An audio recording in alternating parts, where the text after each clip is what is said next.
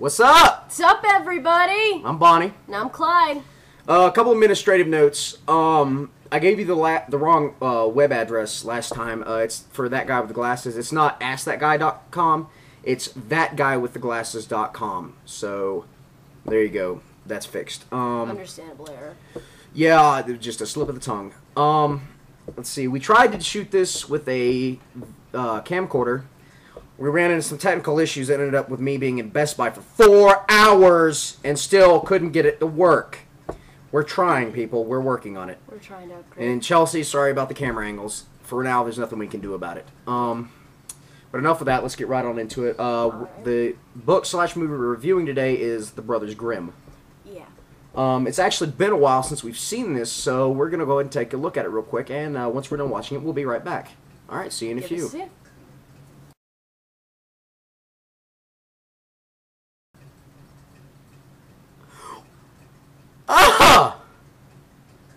That was the most macabre thing I have ever seen in my entire life. Come on, it was not that bad. I am emotionally scarred. I am not. Scarred. No, okay. For anybody who's familiar with the Grimm's brothers' work, you have to respect the fact that they were always kind of dark.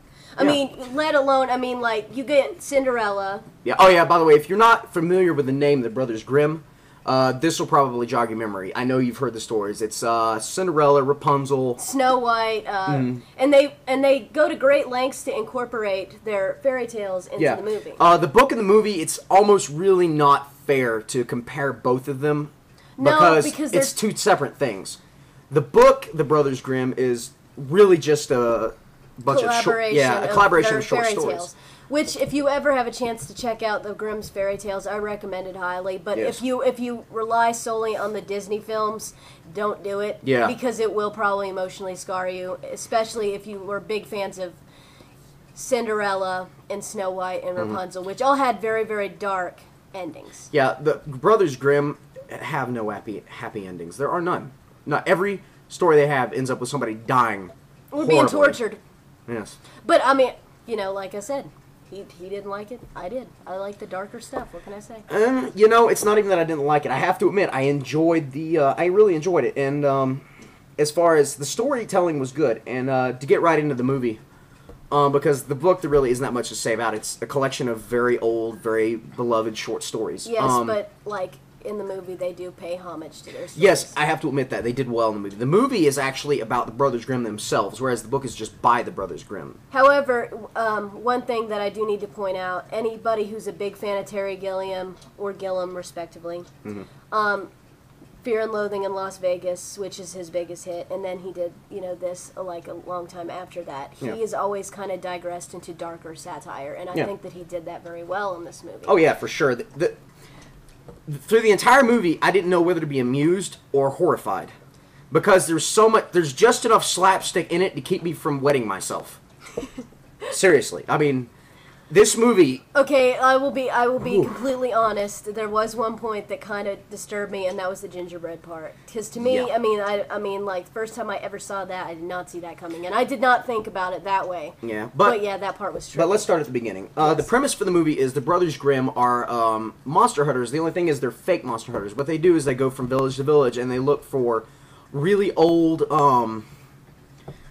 I guess, legends and stuff, witches living in mills, things like that. And what they end up doing is they choreograph stuff, and they put it in these mills, and what they do is they come and, quote-unquote, slay the monster, and then the town pays them. It's the best scam I've ever seen in my life, honestly. Until they're faced with the real concept. Until they're faced with the real deal. There was a small plot hole in the beginning of the movie, but honestly, for this movie, I found one plot hole. That's not bad.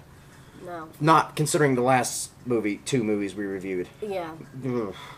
But the only plot hole I could really find is in the very beginning scene when they fought the monster, which was supposed to be a goblin, or not a goblin, a witch or something. Yeah. In the mill, they had a lot of trap doors and springs, and while it did make for a lot of good slapstick, the plot hole I found was how were they able to get in there and put all that stuff in there without the townspeople finding out? It's possible, but that's a stretch. It's quite a bit for me to. It's quite a bit for us, for the movie to expect us to swallow.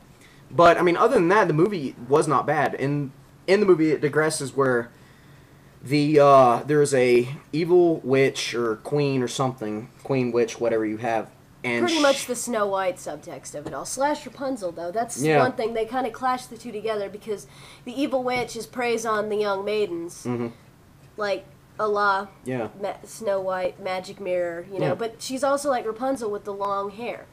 So I mean, they kind of clash the two together. Which actually, believe it or not, it worked. Because what they did is, apparently she's in a tower, she's been dead for like 500 odd years. And there still manages to be a body there, though. Whatever. I mean, again, I've seen worse things in movies. Well, I mean, it's also a fantasy movie, too. Yeah. But, basically what happens is she pulls, like, I think it's 5, I believe it's 5, like, kids that she has to put into coffins so they can die, so she can be resurrected or whatever. Be beautiful again. Beautiful and young again. It's pretty much a classic story. The thing that's interesting, though, is every child they take is a version of one of their stories. Like, one was Little Red Riding Hood, one was the Gingerbread Man. I have no idea where the spider horse came from. Spider horse. Spider horse does whatever a spider horse does. Anyway, I have no idea where that came from, but that was freaking creepy. Oh. Wow.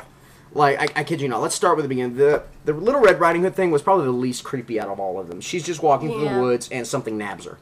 And I think it was Gretel, too. I think Gretel was another one they took. Yeah, Hansel and Gretel was another one. The Red Riding Hood was the least creepy. That was just, something just nabbed her in the forest. Yeah. The Hansel and Gretel one was a little creepy. She lost her cape, and it flew into, like, a hole, and she pulled it out, and bugs came out, and then something nabbed her. And it just gets progressively creepier. Yeah. To the point where, like, this old woodsman feeds a horse spiders, and the horse swallows the kid whole. I'm not kidding. This freaked me out. I watched this horse swallow this kid whole. I honestly don't know how to take it, you know? Yeah, I don't either. Pardon me a moment. Okay. Hello? Hey, I'm recording. Can I call you back? Okay, bye. Sorry. Go ahead. Yes. Moving on. Where was I? We digressed into Spider Horse, yes. The thing swallows him whole. I have no idea how that's supposed to work, and I don't even know what story that's from, but maybe it is. I don't know. I'm not that familiar with the story. Missed something in our excessive research of the Grimm's brothers. Possibly. Let's see, what else was there? The Gingerbread Man, that freaked me out. The Gingerbread Man, the worst, I think, holy cow. Movie. Apparently this kid, like, draws water from a well and it has evil mud in it. Apparently. And the mud literally swallows the kid and then, like, steals the kid's face. And then after that it steals the kid, I guess. Yeah. And then runs away into the woods. And then, I think that's all of them. Yeah. Well, and of course there was references to Rumpelstiltskin. Oh yeah, this movie. Death. The thing I like about this movie, it is riddled with references to the Brothers Grimm stories. It doesn't have all of them, but let's be fair, there are a lot of Brothers Grimm stories. Yeah. A lot of the stories that you see or hear that you remember are, if they're not Hans Christian Andersen, they're normally Brothers Grimm. There are a few others, but that's normally about it. Yeah, and I mean, respectively, you got to take into consideration that they did pretty good for the stories they did pick, considering they made like a lot of stories. I mean, check it. Yeah, I mean, we did our research this time. The book is thick. Like, show them the thickness of this. These are all short stories. A lot of short stories. Which, I mean, and I digress from this completely, but, you know, the Grimm's brothers are still referenced, like, and for instance, like, they even do, like, a montage of it in House of a Thousand Corpses with The Rabbit's Bride, which I had been reading through and, you know, happened to stumble upon that. It's like, well, I was doing research for this book. So the Grimm's brothers are